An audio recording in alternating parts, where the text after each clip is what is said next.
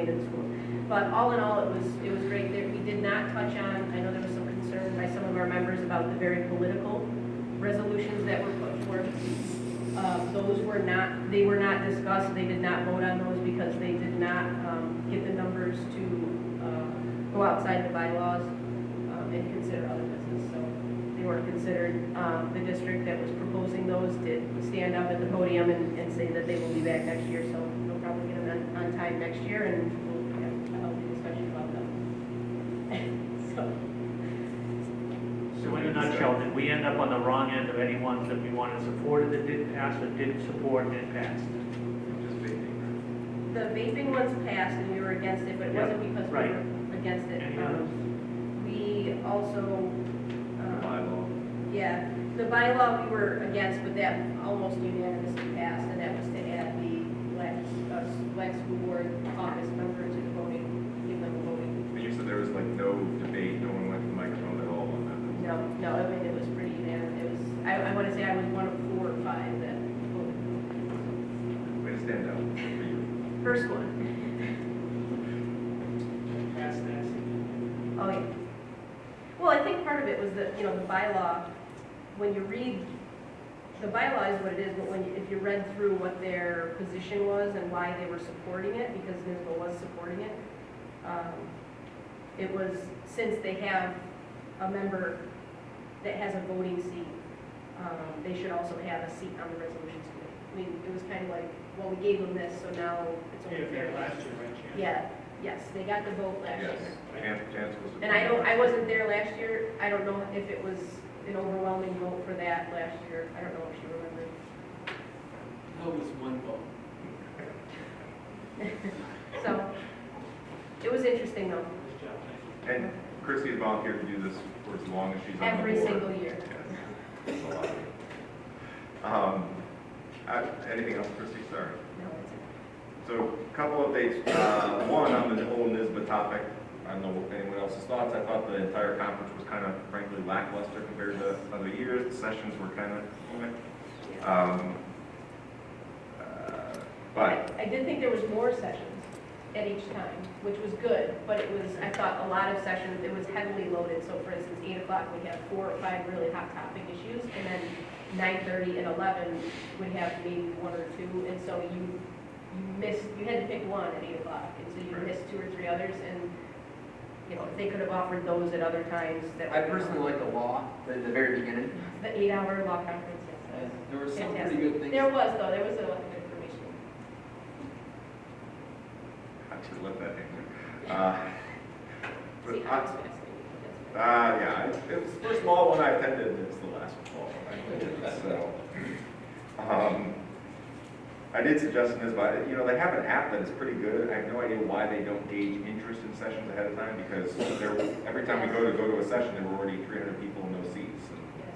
then, the other ones were empty, but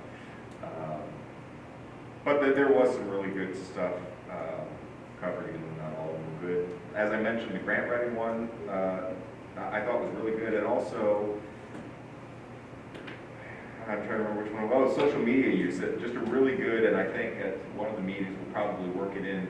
They gave a really good visual illustration of social media use that I think would be not only good for us, but I think it might be adopted for student use as well. Right, in this case, they did the same one, remember last year, and then you used it here. It showed like, this is what you put out on Facebook, this is what you wouldn't put on.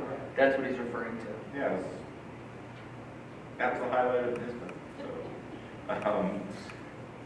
I wanted to thank the board members that were able to go, but also city for the tour that we did, what was that, 2 weeks ago? Oh, that's right, it was the day before the conference.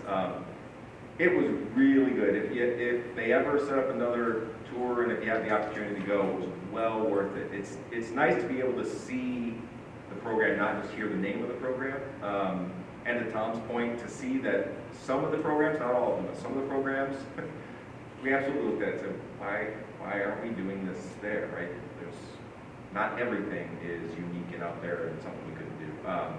But very much appreciated. Who was it that drove us around? It was our LaFountain, yeah.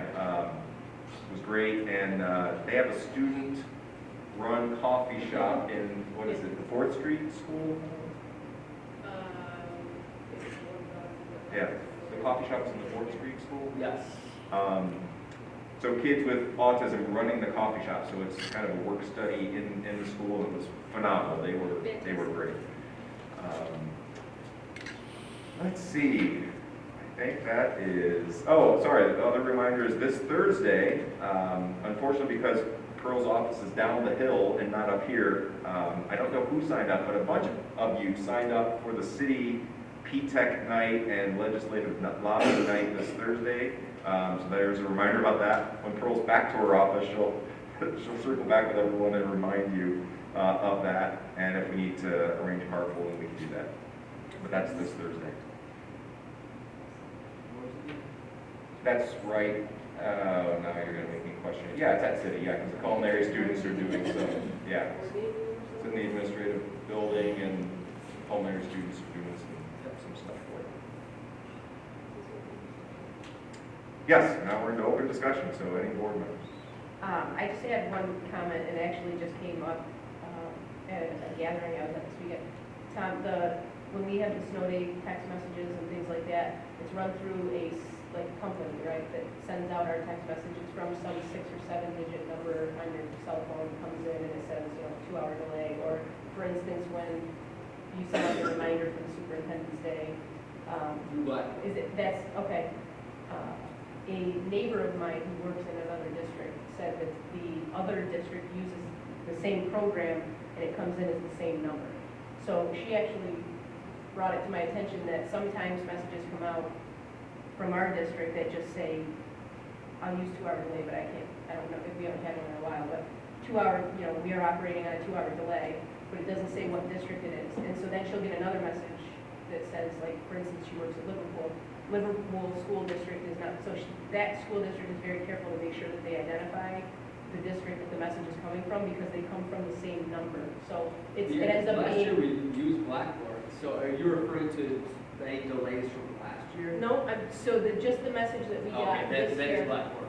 We are aware of the issue. Okay. And we have a conference call with them on the 15th, I want to say the 15th. Yeah, whether they can make it just a different number than any other district that it comes No, from, they can't do that. or if they but can just it's- identify the it's school district. us, we Yeah. have to Okay. be sure we include it, so Okay. we'll have to. That's good enough, program it in. because I Yeah, I know didn't many of know. the districts use Blackboard. I didn't know that was an issue. until she told me. She's like, yeah, I got the message and I didn't know if it was for Liverpool or for Central Square, because Liverpool didn't have a superintendent's day on last Friday.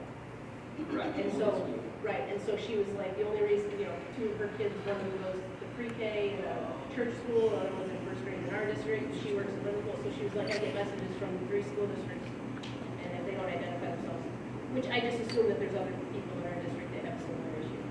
Which becomes exceedingly difficult for the people that just want to tax them, because I only have so much I can put, but maybe I'll just put a link on it. Even if you just put CSSD in the beginning, CSSD. you know what I mean, so that they know it's Central Square School District, and then, Just, I didn't know, so I wanted to make sure that you were. I'm glad you did it. Thank you. Any other topics, items to bring up in open forum? Tom, you can talk about It is. Yeah, I will not skip it. That information I sent to you in time today, when we were in Rochester, years ago, Central Square used to have the kids' artwork at NISBA, and for the last few years, we've not had it there, so I stopped at one of the representatives, and they emailed me the information. I forwarded it on to Tom and Andy, so that maybe they can look into talking with Missy Stats about getting some artwork there for the kids next year. All right, with that, I know some of us were able to attend the girls' soccer sectional match down in Portland last week. Tonight, girls' volleyball is at JD. Wednesday, boys' volleyball is at Oswego. I don't even know all the other ones, but lots of great stuff going on, and obviously not only athletics, but it's a great time of year for that. So if you get a chance, get on out to Oswego Wednesday. Shameless plug for boys volleyball. And with that, any other topics before I turn it over to the superintendent's report? All right. Mr. Colwood. All right. Ms. DiBianco had a Red Hawk paint night on October 29. I had the opportunity to go there. So did several other cabinet members and a high school principal. It was a great turnout. Student, staff, and a Farnham counselor, that's our drug counselor, was there. And some parents were there as well. So a huge thank you to Mrs. Stats, who volunteered her time to help lead this event. It was after school. There are some pictures. Oh, is that what put now? While she's doing that, so Mrs. DiBianco and Ms. Heath applied for a student health and wellness day mini grant for $3,000, and it was approved. And this will aid in our half-day health and wellness event that the students. They will be on March 6th. We're pretty excited about that. Last year's health and wellness drew in a pretty good crowd and had a lot of booths that were full of very informative information. And as we know, health and wellness, social emotional, that's huge. It's across the country, and we look to continue to grow. On that, there's a grant that we're putting out, and it's called, I just want to let everybody know, it's called Primary Project, and it's therapeutic play. And it's kind of our tier 2 students, not our most intense students. But we're pretty excited to be partnering with Contact. They have this in many school districts. I used to work in a school district that had this, and it was amazing when you just talked to the teachers, and the attendance improved for these students, but also their coping skills and strategies as a result of this play therapy, which is pretty remarkable. Soccer was pretty eventful. Our girls varsity soccer team, at the end of the year, they were ranked 3rd in the state. It's the best they've ever been ranked. So hats off to Mr. I always pronounce his name wrong, and I'm Italian too, so it's terrible. Carocchio. I always say that. Carocchio. Phenomenal. So I went to the Chittenango. I went to Chittenango last week to watch them. We had a board member there. Tim was in the game. They beat pretty convincingly 3-0, beat Cortland. And then Friday night, myself, Tim McCarthy was there again, Andy Martin, to watch the soccer game against JD. Unfortunately, one of our key students was out with concussion-like symptoms, and they erred on the safety of the child. This is one of our better players. We ended up losing. JD looked phenomenal. They are a great team. Probably going to go on to win it. So that was great. Just really excited right now across the district. I'm getting into all the buildings, doing my observations. I'm seeing some phenomenal things going on. I just want to give a shout out to the kindergarten teacher, Mrs. Taylor in Brewerton. It was phenomenal. I am amazed at what they can do with the students, especially students that are struggling with their sounds, and how she can actually give them each mirrors and position their mouths and have them move their lips a certain way, and then to see the students that 5 minutes before couldn't say sounds were then saying sounds, to me is the magic of teaching. So, yeah, well, it's remarkable, and that's why I love getting into the building. So our teachers are doing phenomenal things. Our administrators are getting out and about. As you all know, Jennifer Smolik is out. She's going to be having her baby soon, and we have Paul Shenik is back in that building, and he's loving it. I've never seen somebody so excited to talk to kids in the hallways and to dole out discipline, but I guess he was pretty bored at home, and he's loving it. And he says his wife is loving having him be here working too. So it's pretty cool. So we're seeing some really exciting things going on. That's it. Excellent. Thank you. Two quick shout outs I forgot to mention. One is, and I'm sorry I don't remember her last name, but the goalie for the girls soccer team, Allie, I can't remember her last name. Anyone? Freshman. What is it? Hill? Anyway, unbelievable. So, Haley. Sounds right. So freshman, so 3 more years, I'm calling it now, U.S. women's soccer team. We may have lost 3-0, but I'm telling you, average goalie in there, 10-0. She was unbelievable to watch. And she got goalkeeper of the tournament. Yeah, absolutely phenomenal. And Dr. Collins, shout out to you. I happened to be out at a get-together for Halloween Thursday night, and this is gonna sound like I'm making this up, but it's not. A couple parents were talking, whatever meeting you were in that they attended. Superintendent Parent Council. No. It was a one-on-one meeting because it involved their student, but they Oh. literally said that they thought you were an angel sent to them. They've never felt better about the hands that their kids are in. So whatever you explained to them or did, they couldn't say enough good things, so. shout out. And I forgot to put it in my report, but she had her first parent evening. And she had a good amount of parents show up when she was showing them about the office of the OPWDD, about all the things that they should be getting from the county if they have a child younger than kindergarten. They should be getting services. So, it's pretty good. Good stuff. Thanks. All right, moving on to item, I'm sorry, anyone else open topics? You already got yours, right? Do you have more? Yes, you, Mr. Foster. Yeah, so after hearing a couple of the presentations, I have a couple more ideas, and I would like to reach out to people outside of the school, and then present it next. Hopefully, that's right. Absolutely. If you need anything as far as projected, or if you want to submit topics ahead of time, Pearl's your person, or you can get them to Mr. Colby for right, it doesn't matter. But you don't have to, so. Great, thank you. Thank you. All right, so we'll move into items H, items for action and discussion. I'll make a motion for item H1, approval of the first reading of proposed district policies. Can I get a second? Second. The second on H1, any discussion? Sorry, who was the second? Tim. Tim, sorry. I was looking down for one. First by me, second by Tim.